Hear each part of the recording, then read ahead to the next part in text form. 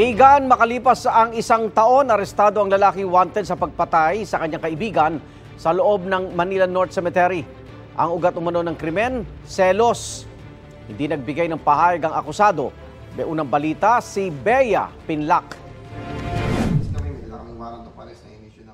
Hindi na pumalag ang 32 anyos na lalaking ito nang hulihin siya ng mga operatiba sa bisa ng warrant of arrest noong Biyernes sa Quezon City. Ang lalaki, inaakusahan ng pananaksak sa kaibigan niya sa loob ng isang sementeryo sa Maynila, mahigit isang taon nang nakalilipas. Ang pinag-ugatan umano ng krimen, selos. Yung suspect po natin, naginala po siya may karelasyon yung asawa niya sa biktima.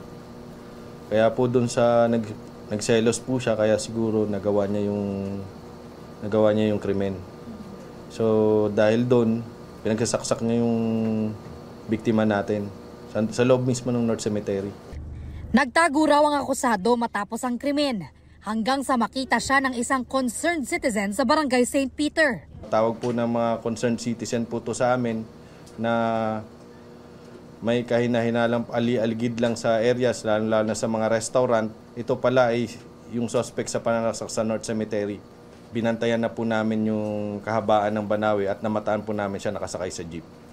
Tapos sinuli na po siya ng mga operatiba po natin. Kasong homicide ang isinampa laban sa akusado na hawak na ng Laloma Police Station. No comment na po. Ayon sa pulisya, dati nang nakulong ang akusado noong Enero 2024 para naman sa kasong theft.